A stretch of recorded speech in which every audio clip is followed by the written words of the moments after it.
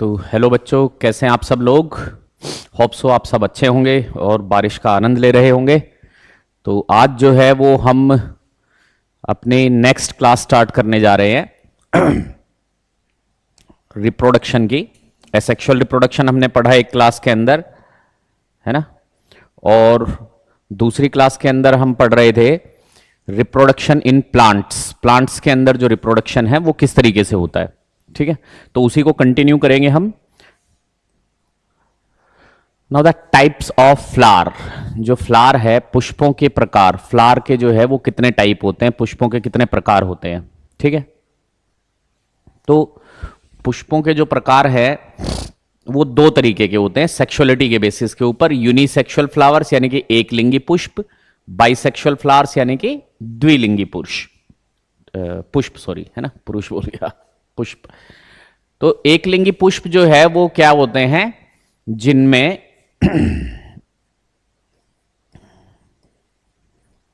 जिनमें या तो स्टेमन होता है या फिर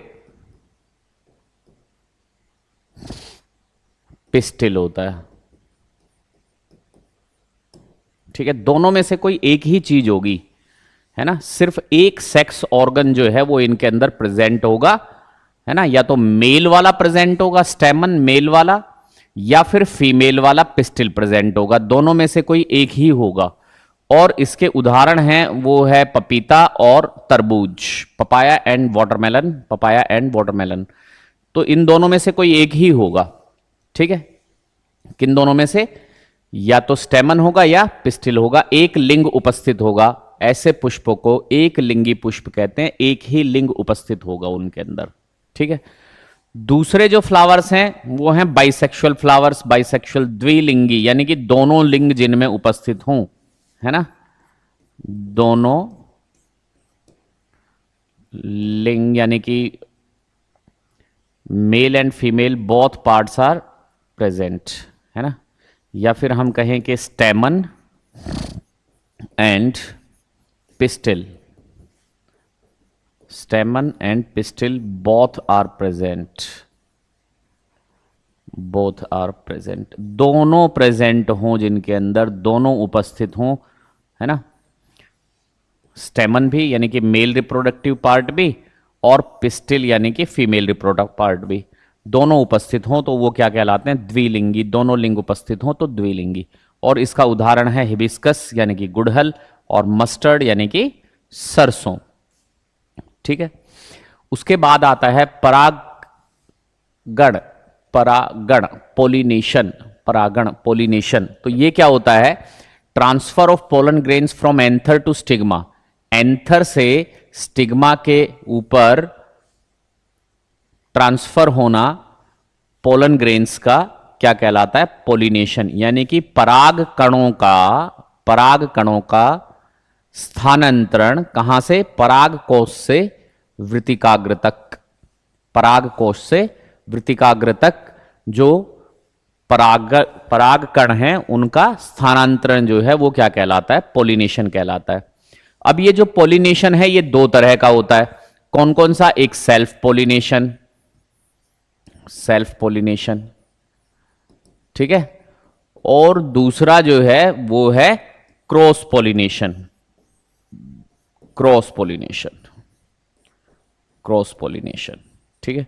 सेल्फ पोलिनेशन और क्रॉस पोलिनेशन। तो अभी आप देखो, सेल्फ का मतलब होता है स्वयं। एक पौधा है उसी के दो पुष्पों के बीच में, या फिर एक ही पुष्प से दूसरे पुष्प के, एक ही पुष्प के अंदर, ये क्या कहलाएगा, स्वयं परागण, स्वयं परागण, है ना। क्या कहलाएगा, स्वयं परागण। और क्रॉस पॉलिनेशन मतलब एक पौधे पर एक पुष्प उपस्थित है और दूसरे पौधे पर दूसरा पुष्प उपस्थित है, तो इस एक पौधे से पराग कणों का उस दूसरे पौधे के पुष्प के ऊपर जाना क्या कहलाता है, पर परागण, पर परागण, पर परागण, ठीक है, तो इन दोनों को हम एक एक करके डिस्कस करते हैं। Now first one is the self pollination, स्वपरागण, स्वपरागण, है ना। और इसके उदाहरण हैं हिबिस्कस, मस्टर्ड, पी, ऑनियन, मतलब प्याज, मटर, सरसों, गुड़हल, ये इसके उदाहरण हैं सेल्फ पॉलिनेशन। तो देखो ये किस तरीके से होता है, या तो ऐसा हो कि ये एक पौधा है, इसके ऊपर ये एक पुष्प है, एक फ्लावर है, और इस पुष्प के ऊपर जो है वो वृत्तिकाग्र है। ये दूसरा पौधा है, इस दूसरे पौधे के ऊपर जो है वो स्टेमन है, ठीक है। और इससे जो है वो क्या हो रहा है, इससे परागकण, परागकण ट्रांसफर हो रहे हैं, यहां से यहां गिर रहे हैं, एक ही पौधे के दो अलग अलग पुष्पों के अंदर। या फिर क्या हो कि एक ही पौधे के एक ही पुष्प के अंदर दोनों भाग उपस्थित हों, दोनों भाग उपस्थित हों, और ये जो है ये यहां से यहां गिर जाए, तो ये क्या कहलाएगा, दोनों तरीके का ही जो है वो क्या कहलाएगा, सेल्फ पोलिनेशन, स्वपरागण। इसको हम कहते हैं जियोटोनोगैमी, जियोटोनोगैमी, ठीक है, जियोटोनोगैमी।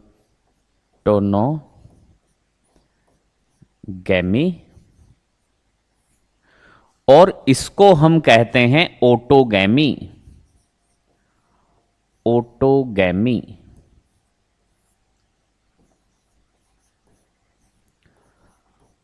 ओटोगैमी, ठीक है। दोनों ही तरीके से, चाहे तो एक ही पौधे के ऊपर दोनों पुष्प हों या एक ही पुष्प के अंदर दोनों अंग हों, ठीक है। तो ये क्या कहलाएगा, स्वपरागण, स्वपरागण। और उदाहरण दे रखा है हिबिस्कस, मस्टर्ड, पी, अनियन यानी कि प्याज, मटर, सरसों और गुड़हल, ठीक है। इसका मतलब ये सब द्विलिंगी है। सेल्फ पोलिनेशन किसके अंदर हो सकता है, द्विलिंगी के अंदर हो सकता है, या तो पादप द्विलिंगी हो या फिर पुष्प द्विलिंगी हो, ठीक है। उसके बाद आता है क्रॉस पोलिनेशन, क्रॉस पोलिनेशन, पर परागण, पर परागण। इसका उदाहरण दे रखा है पपाया, वाटरमेलन, कुकुम्बर, यानी कि जो एक लिंगी पौधे हों उनके अंदर ज्यादातर होता है ये एक लिंगी, ठीक है। हालांकि मक्का जो है वो द्विलिंगी है, लेकिन इसके अंदर भी क्या हो रहा है, क्रॉस पोलिनेशन हो रहा है ना। तो इसके अंदर क्या होता है क्रॉस पोलिनेशन के अंदर, कि ये एक पौधा है, इसके ऊपर एक पुष्प है, ठीक है, और इस पुष्प के ऊपर ये एक स्टिग्मा है, ये दूसरा पादप है, इसके ऊपर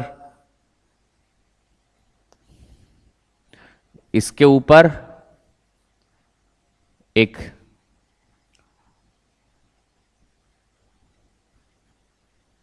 क्या है, स्टेमन है, और किसी भी एजेंसी के थ्रू, हवा के थ्रू, पानी के थ्रू, है ना, यानी कि जल, वायु, या किसी इंसेक्ट जैसे कि मधुमक्खी, है ना, इनके द्वारा अगर यहां से यहां तक ये आ जाता है तो ये क्या कहलाता है, पर परागण। पर मतलब पराया, पर मतलब पराया, पराये पादप से पोलिनेशन होना, परागण होना, है ना, वो पर परागण, पराये पराये पौधे से पोलन ग्रेन आ जाएं तो वो क्या कहलाएगा, पर परागण कहलाएगा। उदाहरण है पपीता, तरबूज और खीरा, मक्का, ठीक है, ये इसके उदाहरण हैं। तो क्रॉस पोलिनेशन जो है वो पॉलिनेटिंग एजेंसीज के बेसिक्स के ऊपर, यानी कि पॉलिनेटर्स के, परागणक के बेसिस के ऊपर कितनी तरह का होता है। जैसे मान लो कि ये जो है वो वायु भी हो सकता है ना, वायु परागणक क्या हो सकता है, वायु भी हो सकता है। परागणक जो है वो जल भी हो सकता है, जल के द्वारा आ जाए, ठीक है। और परागणक जो है वो क्या भी हो सकता है, ये कोई इंसेक्ट भी हो सकता है, यानी कि कीट भी हो सकता है, ये कोई कीट भी हो सकता है, ठीक है।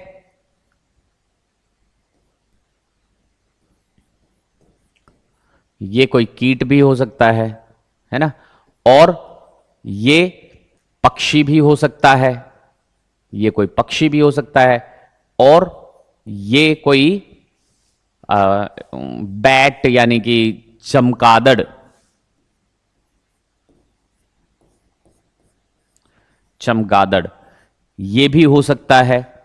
ठीक है, तो अगर वायु से परागण होता है, वायु से अगर परागण होता है तो हम उसको कहते हैं एनिमोफिली। एनिमोफिली, एनिमोफिली अगर वायु से होता है तो। अगर जल से होता है, अगर जल से होता है तो हम इसको कहते हैं हाइड्रोफिली। Hydrophily, hydrophily. अगर कीट से होता है तो हम इसको बोलते हैं एंटमोफिली।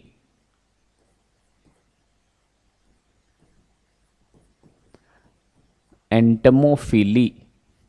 अगर पक्षी से होता है तो हम इसको बोलते हैं ऑर्निथोफिली। ऑर्निथोफिली।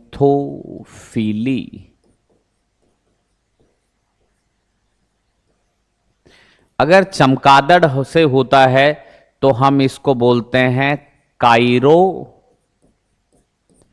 पेट्रोफिली। फीली तो सारे ही है, सब फील ले रहे हैं, है ना, काइरो पेट्रोफिली। इन से क्या हो सकता है, परागणक, ये परागणक होते हैं। परागण इन सबसे हो सकता है, वायु से हो सकता है, जल से हो सकता है, कीट से हो सकता है, पक्षी से हो सकता है, चमगादड़ से हो सकता है। तो अगर वायु से होता है तो एनिमोफिली, जल से होता है तो हाइड्रोफिली, कीट से होता है तो एंटिमोफिली, पक्षी से होता है तो ऑर्निथोफिली, और चमगादड़ से होता है तो कायरोपेट्रोफिली। ठीक है, ये हो सकते हैं भाई। उसके बाद निषेचन और बीज निर्माण की प्रक्रिया। तो पहले हम पढ़ेंगे निषेचन, है ना, निषेचन। निषेचन यानी कि फर्टिलाइजेशन, फर्टिलाइजेशन, निषेचन, फर्टिलाइजेशन। ठीक है, तो निषेचन के अंदर क्या होता है, फर्टिलाइजेशन के अंदर क्या होता है कि फ्यूजन ऑफ, ये क्या होता है, fusion of male and female gametes. Fusion of male and female gametes. Male और फीमेल गैमेट अगर फ्यूज कर जाएं आपस के अंदर तो उसे क्या कहा जाता है, उसे कहा जाता है निषेचन, फर्टिलाइजेशन, निषेचन, फर्टिलाइजेशन। ठीक है, तो अब ये होगा कैसे, पादपों के अंदर ये किस तरीके से होगा। तो देखो भाई, पादपों के अंदर ये किस तरीके से होगा, पादपों के अंदर ये किस तरीके से होगा कि हमने पढ़ा, हमने पढ़ा कि जो मेल गैमेट होता है, जो मेल गैमेट होता है वो उपस्थित है किसके अंदर, ये है हमारा क्या, ये है हमारा परागकोश, परागकोश। ठीक है, एंथर जिसको हम बोलते हैं, एंथर। तो जो मेल गैमेट है वो इसके अंदर होते हैं पोलन ग्रेन, है ना, इसके अंदर क्या होते हैं, परागकण, है ना, इसके अंदर, इसके अंदर पराग कण होते हैं, इसके अंदर परागकण होते हैं। ठीक है, परागकण, और परागकण के अंदर, है ना, परागकण के अंदर, परागकण के अंदर होता है जर्म सेल, है ना, इसमें क्या होगी, जर्म सेल या जर्म कोशिका, जर्म कोशिका। और ये जो जर्म कोशिका है ये बनाएगी, ये विभाजित होकर, ये क्या करेगी, विभाजित होकर दो मेल गैमेट बनाएगी, दो मेल गैमेट बनाएगी।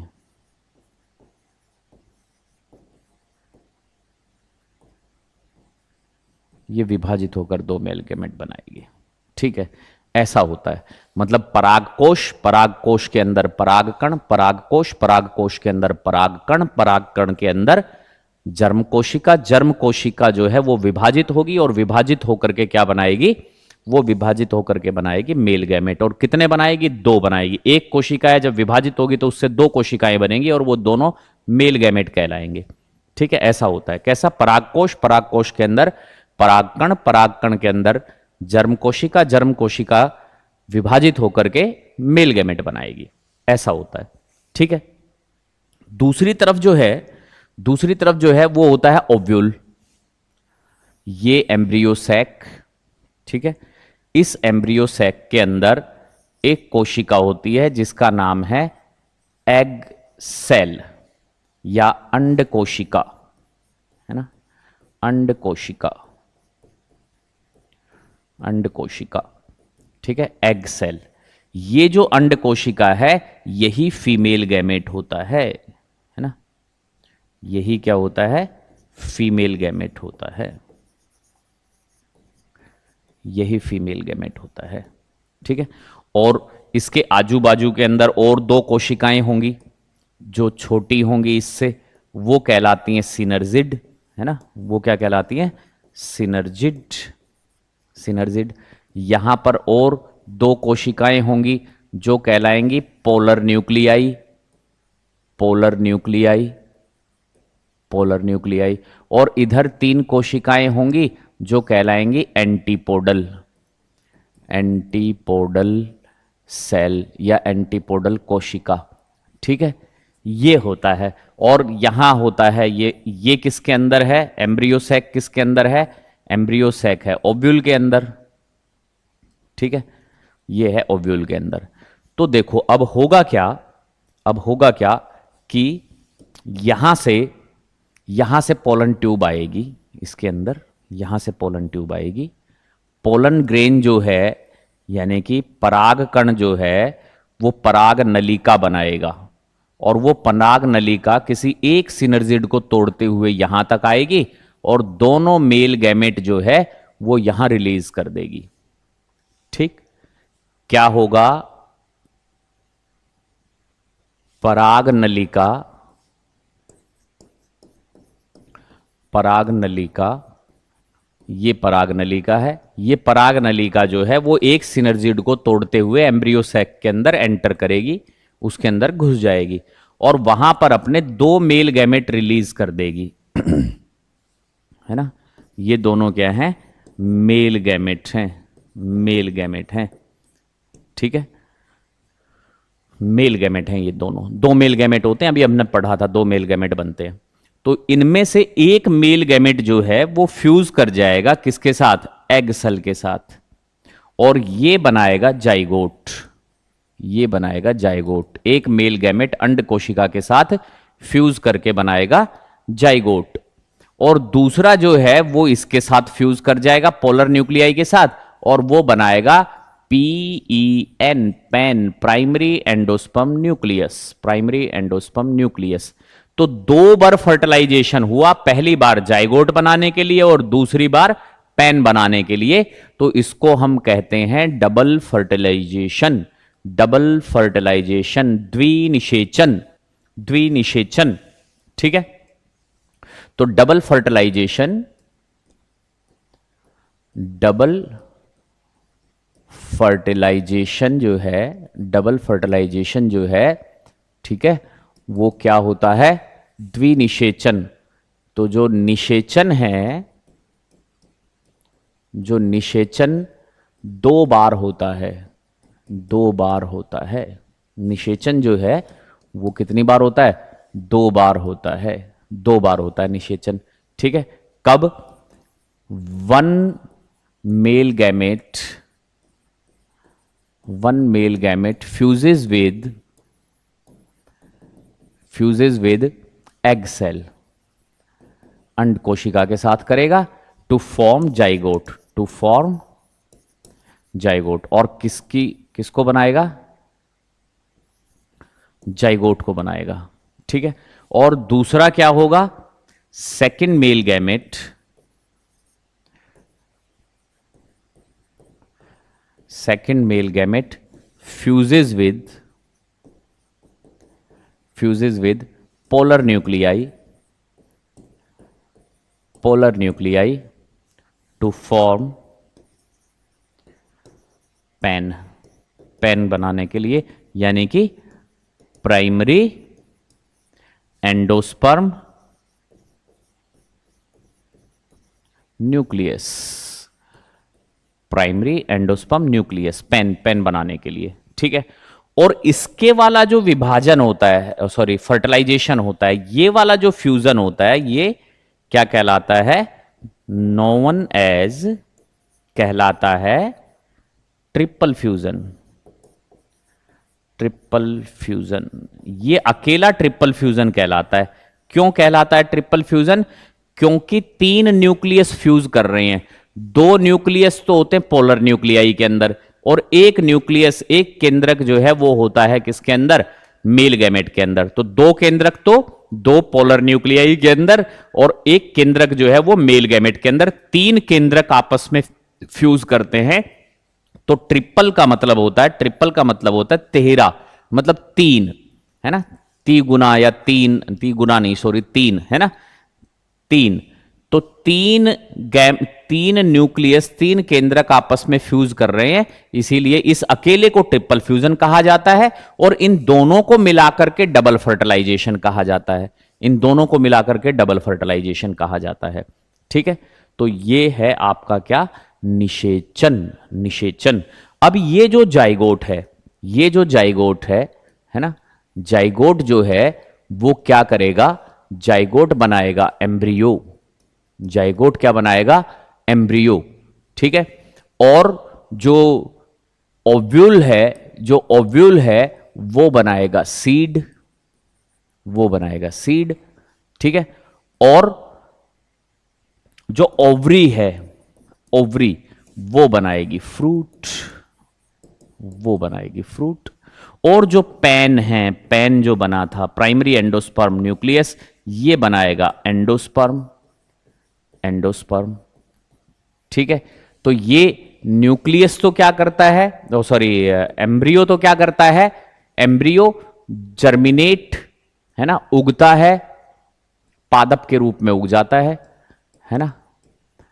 पादप के रूप में उगता है, ये उगता है। जब हम कहते हैं ना कि सीड जर्मिनेट कर रहा है, तो एक्चुअली में वो एम्ब्रियो होता है जिससे रूट और स्टेम निकलते हैं, है ना? क्या निकलते हैं? रूट एंड स्टेम दोनों इससे निकलते हैं, एम्ब्रियो से। और सीड जो है, उसके अंदर एम्ब्रियो भी होता है और कोटलीडॉन भी होते हैं, तो इसके बारे में हम पढ़ेंगे। फ्रूट के बारे में भी हम पढ़ेंगे। और एंडोस्पर्म जो है, ये क्या करता है? ये क्या करता है? एम्ब्रियो को प्रोवाइड न्यूट्रिशन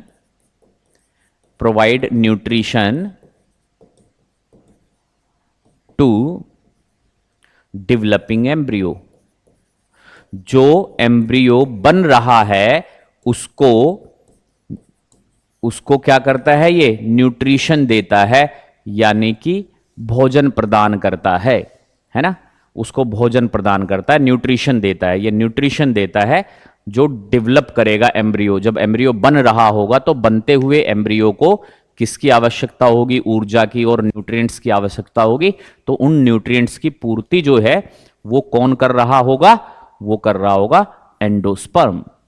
ठीक है, तो उसके बाद हम पढ़ते हैं सीड यानी कि बीज।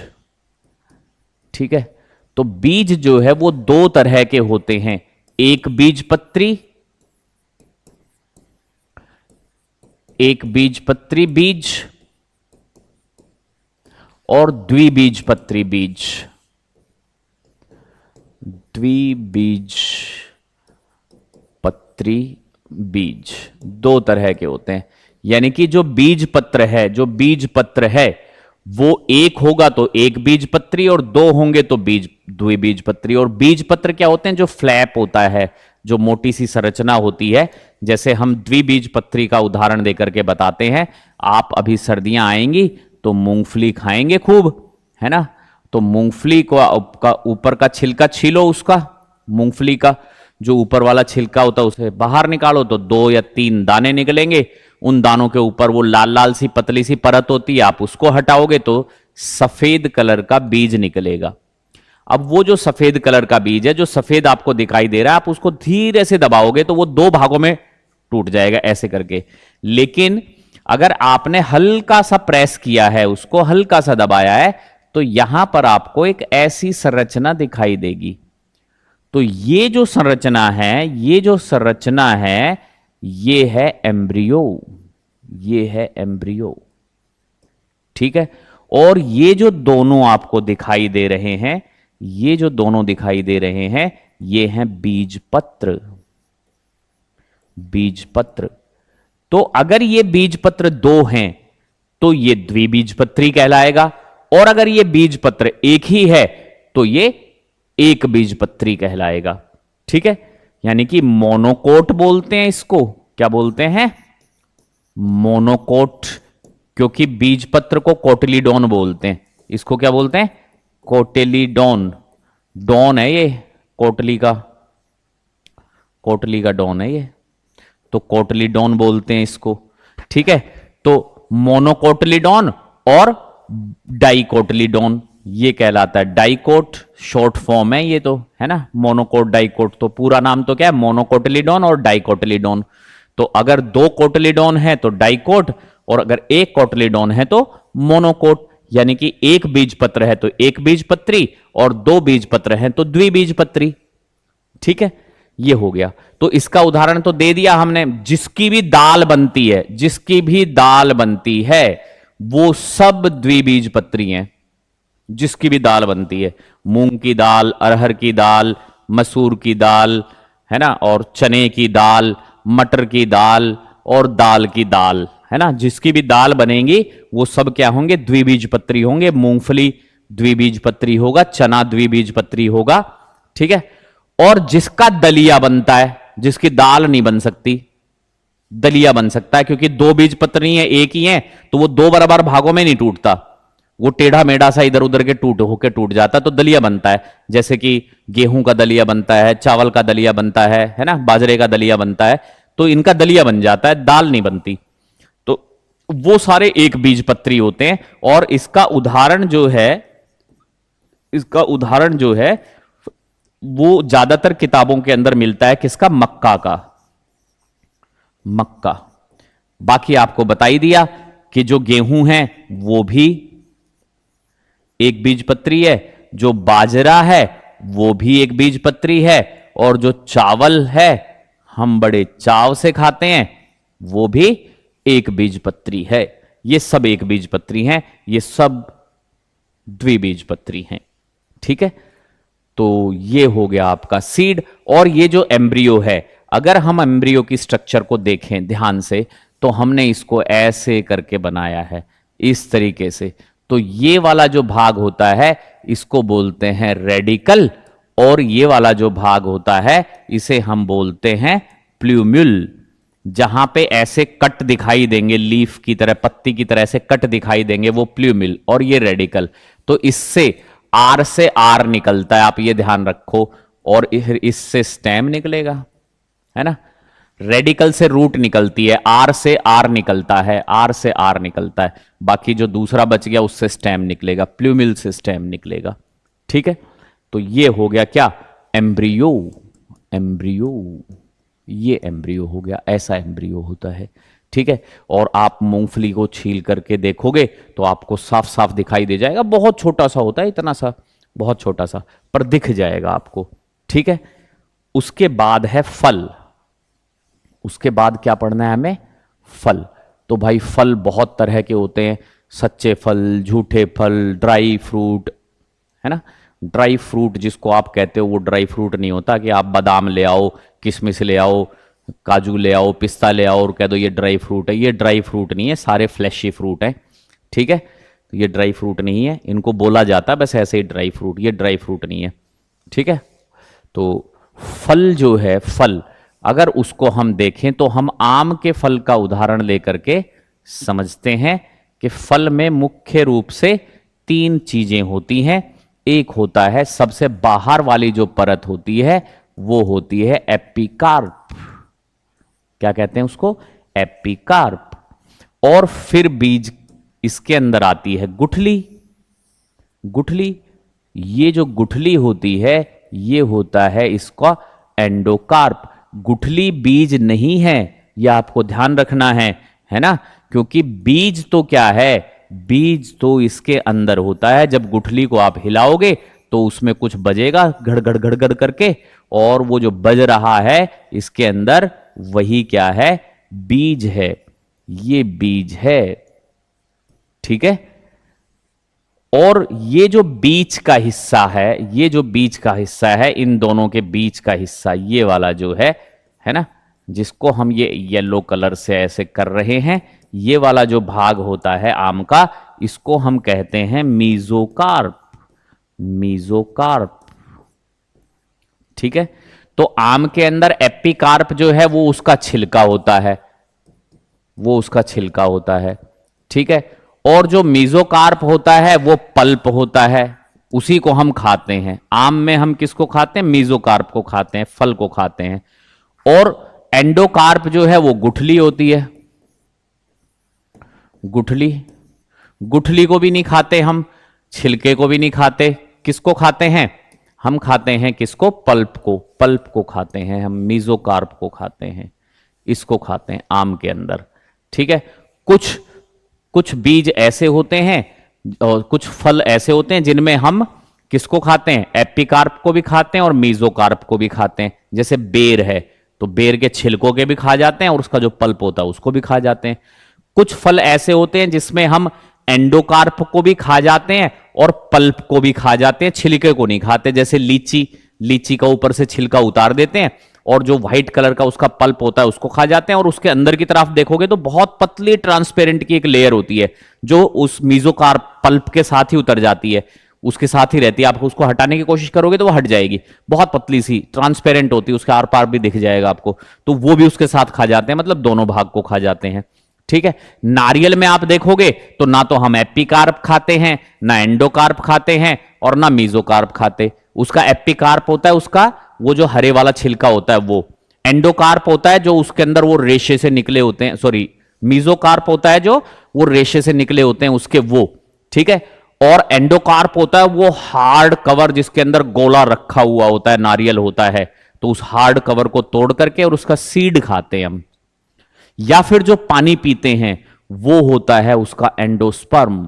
हमने कहा था ना पैन बनता है, और पैन प्राइमरी एंडोस्पर्म न्यूक्लियस क्या बनाएगा?